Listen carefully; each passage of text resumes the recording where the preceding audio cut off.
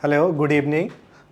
Welcome on school of advance chemistry. आज हम लोग डिस्कस करेंगे ऑर्गेनिक केमिस्ट्री का एक बहुत ही इंपॉर्टेंट टॉपिक जो जनरल ऑर्गेनिक केमिस्ट्री में आता है। आज हम लोग डिस्कस करेंगे स्टीरियो केमिस्ट्री, जिसमें आज का लेक्चर जो है इसमें आज हम लोग क्लासिफिकेशन करेंगे कि हम जो आने वाले जो लेक्चर्स हैं उनमें क्या क्या पढ़ेंगे और कैसे पढ़ेंगे। ठीक है, तो अगर हम बात करें, अगर स्टीरियो केमिस्ट्री की जो हमने बात की, एक ये आइसोमेरिज्म का टाइप है। तो अगर हम बात करें कि हम जो इस लेक्चर में पढ़ने वाले हैं वो क्या है, आइसोमेरिज्म। ये एक क्लासिफिकेशन है इस लेक्चर में। इसके बाद ये जरूरी क्यों है मैं ये बताऊंगा इसमें कि आगे हम लोग कैसे आइसोमेरिज्म पढ़ेंगे। ठीक है, आइसोमेरिज्म की बात करें तो आइसोमेरिज्म क्या है, वो मॉलिक्यूल्स जिनका मॉलिक्यूलर फार्मूला सेम है पर उनकी फिजिकल और केमिकल प्रॉपर्टी अलग अलग होंगी। उनकी क्या है, अगर हम आइसोमर्स की बात करें तो आइसोमर्स क्या है, आइसोमर्स वो मॉलिक्यूल्स हैं जिनकी मॉलिक्यूलर फार्मूला सेम है पर उनकी फिजिकल और केमिकल प्रॉपर्टी अलग अलग हो सकती हैं। वो क्यों हो सकती हैं, क्योंकि उनके अंदर पहली चीज़, उनमें का एटम्स की कनेक्टिविटी अलग हो सकती है। दूसरा, स्पेस में उनका अरेंजमेंट डिफरेंट हो सकता है। तो इस बेस पर अगर हम बात करें आइसोमेरिज्म कितने टाइप की होगी, तो दो तरह की होगी। फर्स्ट वन हम बात करते हैं स्ट्रक्चरल आइसोमेरिज्म की। Structural isomerism, first one structural isomerism. Second हम लोग बात करते हैं स्टीरियो आइसोमेरिज्म की। स्टीरियो आइसोमेरिज्म, ठीक है। तो ये दो आइसोमेरिज्म की बात करेंगे। पहली, अगर हम स्ट्रक्चरल आइसोमेरिज्म की बात कर रहे हैं तो पहली चीज जरूरी था हमें ये जानना कि आइसोमेरिज्म क्या होता है। तो आइसोमेरिज्म क्या है, सेम मॉलिक्यूलर फॉर्मूला। आइसोमेरिज्म क्या है, same molecular formula, same molecular formula but different in physical और केमिकल प्रॉपर्टी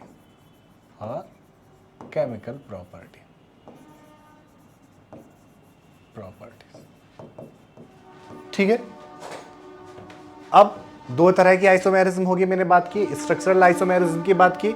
सेकंड हम लोगों ने स्टीरियो आइसोमेरिज्म की बात करी। जब हम लोग स्ट्रक्चरल आइसोमेरिज्म की बात करेंगे, तो ये क्या होता है, ये होता है ड्यू टू डिफरेंट कनेक्टिविटी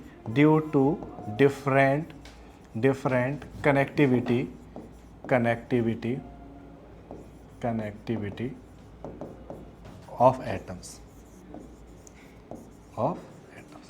यहाँ पे एटम्स की कनेक्टिविटी डिफरेंट होगी, तो वो क्या किस में आएंगे, वो स्ट्रक्चरल आइसोमेरिज्म में आएगा। और जब हम बात करें स्टीरियो आइसोमेरिज्म की, तो डिफरेंट अरेंजमेंट क्या होगा, different arrangement in space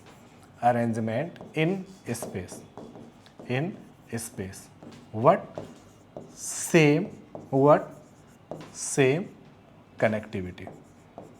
same connectivity तो सेम है एटम्स के बीच, है ना, लेकिन क्या है, स्पेस में अरेंजमेंट अलग होगा। तो ऐसे आइसोमर्स स्टीरियो आइसोमर्स होंगे। ठीक, हमने क्या बात की, हम लोग अभी तक बात की आइसोमेरिज्म क्या है, सेम मॉलिक्यूलर फॉर्मूला है कंपाउंड्स के और उनकी फिजिकल केमिकल प्रॉपर्टी डिफरेंट है। क्यों डिफरेंट हो सकता था, क्योंकि उनमें दो रीजन हो सकते थे। या पहली चीज क्या, उनमें कनेक्टिविटी अलग हो सकती थी। फॉर एग्जाम्पल हम अभी जैसे इसके लिए एक एग्जाम्पल की बात करें, एक मॉलिक्यूलर फॉर्मूला हमने लिखा ऐसे जनरली C4H10O।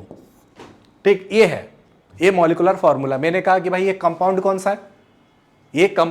सा है, ठीक। तो क्या अगर हम इसके लिए डिग्री ऑफ फ्रीडम की बात करें, डिग्री ऑफ अनसैचुरेशन की बात करें, अभी आने वाले लेक्चर्स में हम इन सब चीजों की बात करेंगे। तो अगर हमने डिग्री ऑफ अनसैचुरेशन की बात की तो देखो 4 कार्बन है, 10 हाइड्रोजन है ना, तो इसकी डिग्री ऑफ अनसैचुरेशन कितनी है, 0। डिग्री ऑफ अनसैचुरेशन 0 होने का मतलब है कि इसमें सैचुरेशन है। तो ऐसे इसका मतलब C4H10O ऐसे मॉलिक्यूल का ऐसा एक स्ट्रक्चर होगा, उस मॉलिक्यूल का स्ट्रक्चर होगा जहां पर सारे सिंगल बॉन्ड होंगे, जहां पर सैचुरेशन होगा और वहां पर क्या कोई ऐसा फंक्शनल ग्रुप होगा जिसके पास ऑक्सीजन होगा, लेकिन वो ऑक्सीजन भी कैसे अटैच्ड होगा, सिंगल बॉन्ड के थ्रू। तो ऐसा जैसे फॉर एग्जांपल मैंने लिखा CH3 CH2 CH2 CH2 OH, सारा सिंगल बॉन्ड, एक ऑक्सीजन विथ सिंगल बॉन्ड।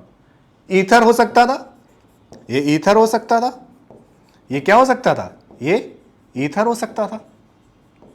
अभी अगर हम C4H10O की बात करते, इस मॉलिक्यूलर फॉर्मूले की बात करते, तो हमारे पास ये कहने के लिए कुछ नहीं था कि वो एल्कोहल है और ईथर है, और डिफरेंट अरेंजमेंट भी हो सकते है ना, वो चीज अलग की बात है। अभी हम लोग जस्ट चीजों को समझ रहे हैं कि इनका मतलब क्या है। अगर हम बात कर रहे हैं कि आइसोमर्स हैं, कनेक्टिविटी डिफरेंट है, स्पेस में अरेंजमेंट डिफरेंट है, तो इनका मतलब क्या है। तो हमने पहली बात की, हम लोगों ने क्या बात की, पहला कि इनमें एटम की कनेक्टिविटी अलग है, एटम्स के बीच जो कनेक्टिविटी है वो डिफरेंट है। जैसे देखो यहाँ पे फर्स्ट जो एल्कोहल है ऑक्सीजन और हाइड्रोजन के बीच बॉन्ड बना है, ऑक्सीजन और CH2 बना है, और यहाँ पर ऑक्सीजन के साथ दोनों कार्बन जुड़े हुए हैं, ईथर ग्रुप जुड़ा हुआ। तो डिफरेंट कनेक्टिविटी ऑफ एटम्स, ये क्या है, डिफरेंट कनेक्टिविटी ऑफ एटम्स। तो ये स्ट्रक्चरल आइसोमर्स है। ये कैसे आइसोमर्स हैं, ये स्ट्रक्चरल आइसोमर्स हैं। अब इनमें कितने टाइप के स्ट्रक्चरल आइसोमर्स हो सकते हैं, पोजीशन आइसोमर हो सकता है, चेन आइसोमर्स हो सकते हैं, पोजीशन आइसोमर्स हो सकते हैं, फंक्शनल ग्रुप आइसोमर्स हो सकते हैं। ये किसका एग्जांपल है, ये फंक्शनल ग्रुप आइसोमर्स का। इसमें फंक्शनल ग्रुप क्या है, एल्कोहल, और इसमें क्या है, ईथर। फंक्शनल ग्रुप्स क्या होते हैं, जो उसकी केमिकल प्रॉपर्टी को डिफाइन करते हैं, जो किसी भी मॉलिक्यूल की जिसके लिए जो केमिकल प्रॉपर्टीज हैं वो बताएंगे, वो क्या है, फंक्शनल ग्रुप। यहाँ पर एल्कोहल की रिएक्टिविटी क्या होगी, यहाँ पर ईथर की रिएक्टिविटी क्या होगी। ठीक, तो ये हम लोगों ने बात की अब तक किसकी, ये हम लोगों ने बात की कि ये हमारे पास एग्जाम्पल था और डिफरेंट कनेक्टिविटी ये थी। अब स्पेस में अरेंजमेंट की बात करें, जैसे फॉर एग्जाम्पल अभी हम यहाँ पर एक एग्जाम्पल लिखें, जैसे मैंने लिखा है यहाँ पर C डबल बॉन्ड C, और यहाँ पर लिखा CH3H, और यहाँ पर लिखा CH3H। और दूसरा क्या लिख सकते हैं, दूसरा हम लोग लिख सकते हैं CH3H, और इसको क्या लिख सकते हैं, H CH3।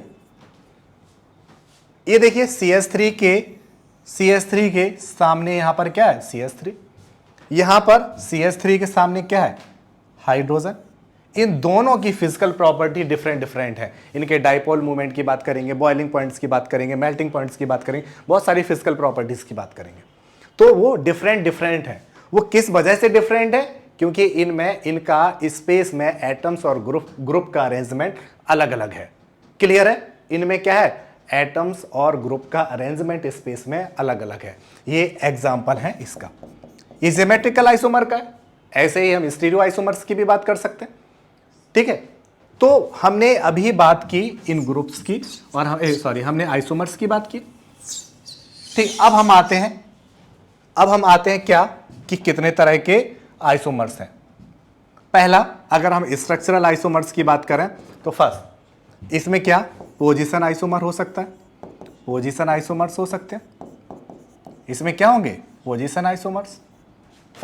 Same functional group है, और पर उनकी पोजीशन डिफरेंट है चेन में। ठीक, ये लोग अभी हम लोग डिटेल में पढ़ेंगे, ये जस्ट इंट्रो है। पोजीशन आइसोमर्स के बाद हम लोग बात करें functional isomer, different functional group हैं, जो अभी हमने जस्ट एग्जांपल देखा, functional isomers. Third one, metamers की बात करते हैं,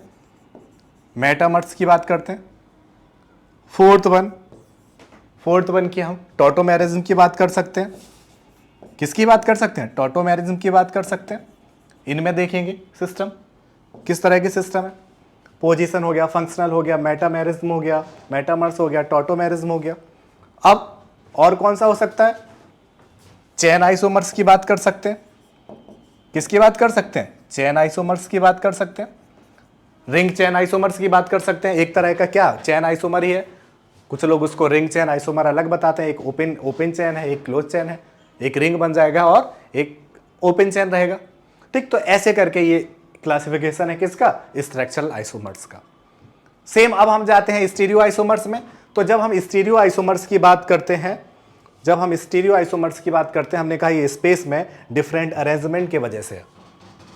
अब देखो इसमें अगर हम आइसोमेरिज्म की बात करें तो इसमें आइसोमेरिज्म कितने तरह की होगी?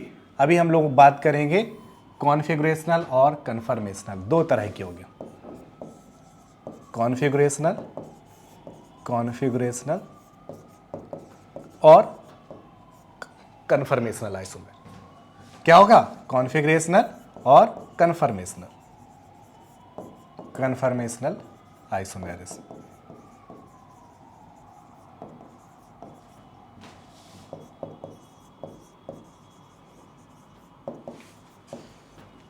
ठीक है, तो हमने दो आइसोमेरिज्म इसमें पढ़ेंगे। अब कॉन्फ़िगरेशनल आइसोमेरिज्म की जब बात होगी तो हम बात करेंगे, इनको फर्दर डिवाइड करेंगे दो तरह से। एक क्या होगा? एक होगा ज्योमेट्रिकल आइसोमर्स। क्या होगा? ज्योमेट्रिकल आइसोमर्स होंगे। सेकंड जो होंगे वो होंगे ऑप्टिकल आइसोमर्स। क्या होंगे? वो होंगे ऑप्टिकल आइसोमर्स।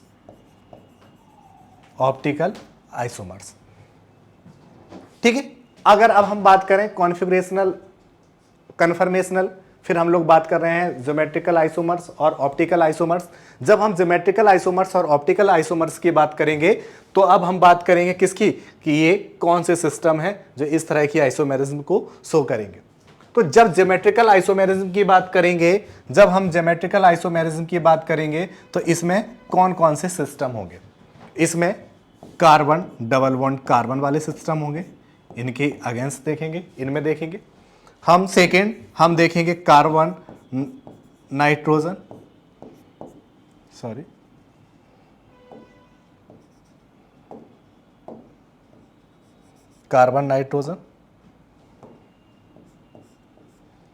ठीक है, कार्बन नाइट्रोजन सिस्टम्स देखेंगे हम। साइक्लिक सिस्टम देखेंगे। क्या देखेंगे? साइक्लिक सिस्टम देखेंगे। फोर्थ हम देखेंगे कौन से? नाइट्रोजन डबल बॉन्ड नाइट्रोजन, ये सिस्टम देखेंगे। तो इनमें देखेंगे और इनमें नोमेनक्लेचर क्या करेंगे? इन जो हमारे आइसोमर्स हैं इनमें हम लोग किस में सिस होगा, किस में ट्रांस होगा, हम इनका नोमेनक्लेचर करेंगे। हम इजेड नोमेनक्लेचर की बात करेंगे, हम सिन और एंटी की बात करेंगे। तो ये कौन सा नोमेनक्लेचर होगा, किसके लिए सबसे सही तरीका होगा इनमें इस तरह की आइसोमेरिज्म को नोमेनक्लेचर करने के लिए? हम लोग ज्योमेट्रिकल आइसोमर्स में ये चीज सीखेंगे। ठीक है, ये कैसे सिस्टम में होगा? ये जो फ्री रोटेशन जिनमें नहीं है, जिनमें रिजिड रोटेशन है, carbon double bond carbon, carbon double bond nitrogen, और इस तरह से साइक्लिक सिस्टम है जिनमें फ्री रोटेशन नहीं होगा। ठीक है, नाइट्रोजन डबल बॉन्ड नाइट्रोजन, तो इन सब में हम लोग ज्योमेट्रिकल आइसोमेरिज्म की बात करेंगे।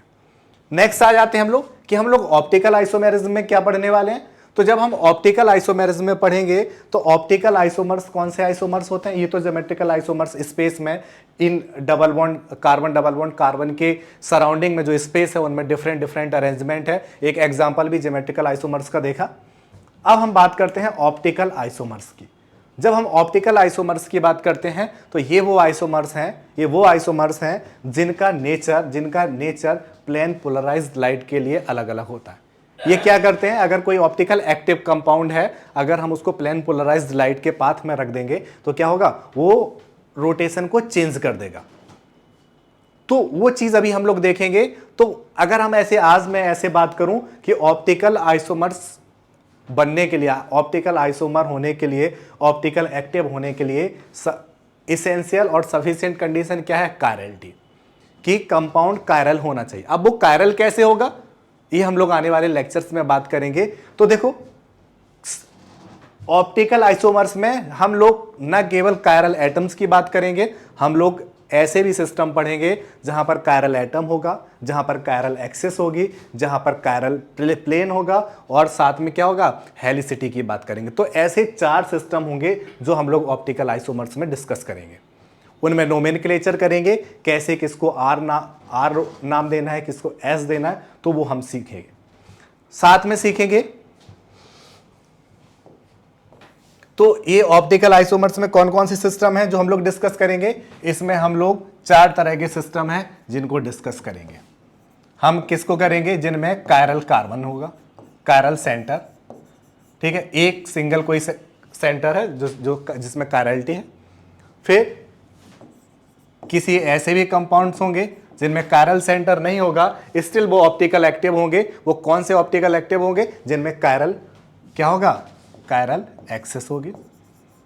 एग्जाम्पल देखे होंगे, याद होगा अगर आप लोगों ने पढ़ा होगा, एलिन्स के केस देखे होंगे, है ना, एलिन्स के केस देखे होंगे, carbon double bond carbon double bond carbon, और इस तरह से देखा होगा कि ये भी ऑप्टिकल एक्टिव है। इसमें ऑप्टिकल एक्टिविटी क्यों होती है, क्या है, ये सब चीजें हम लोग अभी आने वाले लेक्चर्स में पढ़ने वाले हैं। ठीक, तो ये हो गया किसकी बात? कायरल एक्सिस की बात किया हमने। हम बाइफेनिल्स की बात करेंगे। तो अभी बहुत सारे सिस्टम बनाएंगे हम लोग, जब डिस्कस करेंगे डिटेल में, तो हम इन सब की बात करेंगे कि जिनमें कायरल एक्सिस होगी वो भी ऑप्टिकल एक्टिव होंगे। इसके बाद हम लोग बात करेंगे जिनमें कायरल प्लेन्स होंगे। फिर हम बात करेंगे हेलिकल सिस्टम।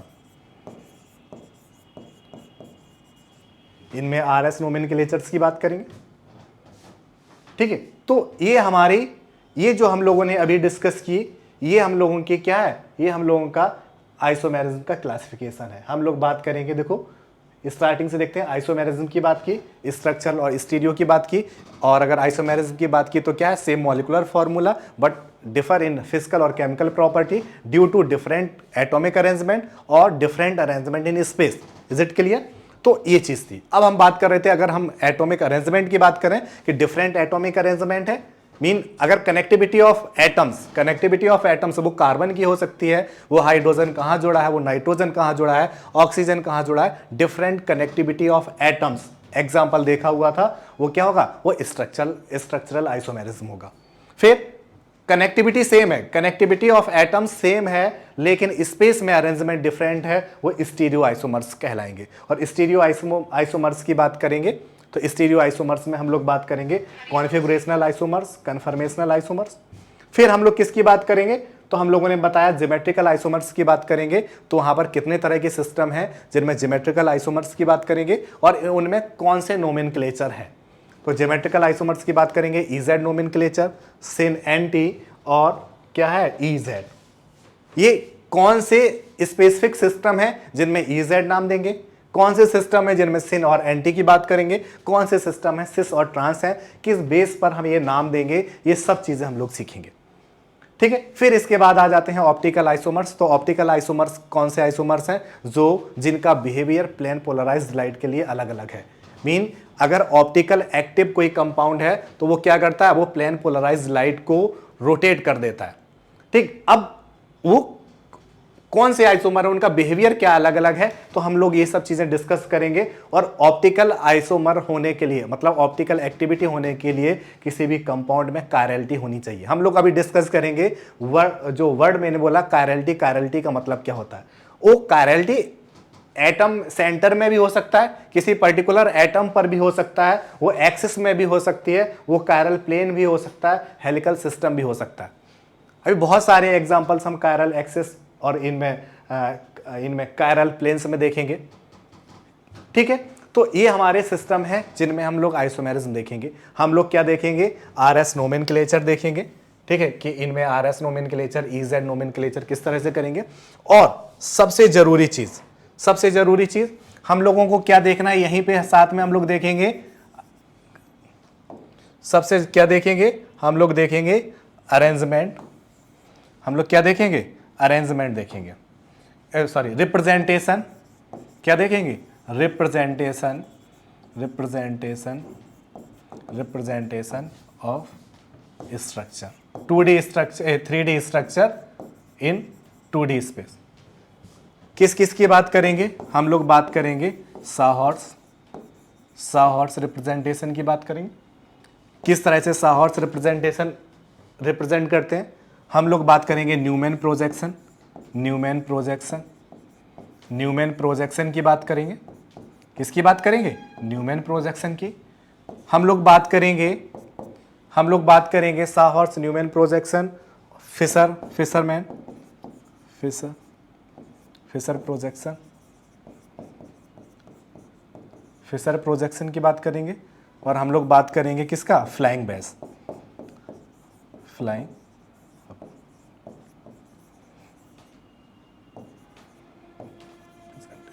हम इन रिप्रेजेंटेशंस की बात करेंगे।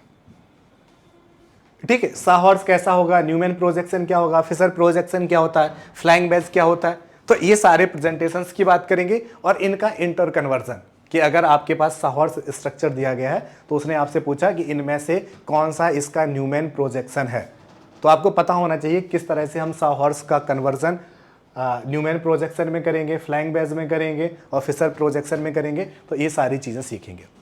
तो ये हमारे आने वाले लेक्चर्स में हम लोग क्या डिस्कस करेंगे, तो आने वाले जो पहले लेक्चर्स होंगे वो होंगे स्टीरियो आइसोमेरिज्म के, जिसमें हम लोग स्टार्ट करेंगे ऑप्टिकल आइसोमेरिज्म क्या है, कायरलिटी क्या है, और ये कौन कौन से सिस्टम जो अभी हम लोगों ने डिस्कस किए, इन सिस्टम में कैसे ऑप्टिकल एक्टिविटी होगी, कैसे आइसोमर्स बनेंगे, कितने नंबर ऑफ आइसोमर्स बनेंगे, किस तरह से उनका RS नोमेनक्लेचर करना है, और किस तरह से इनका रिप्रेजेंटेशन जो 2D स्पेस में 3D स्ट्रक्चर है किस तरह से रिप्रेजेंटेशन देना है, साहॉर्स, न्यूमैन प्रोजेक्शन जो अभी हम लोगों ने, फ्लाइंग बेस, ये जो नाम लिखे हैं, और इनका कन्वर्जन कैसे करना है। ठीक है, तो ये आने वाले लेक्चर्स में हम लोग इन सब चीज़ों की बात करेंगे। Okay, thank you.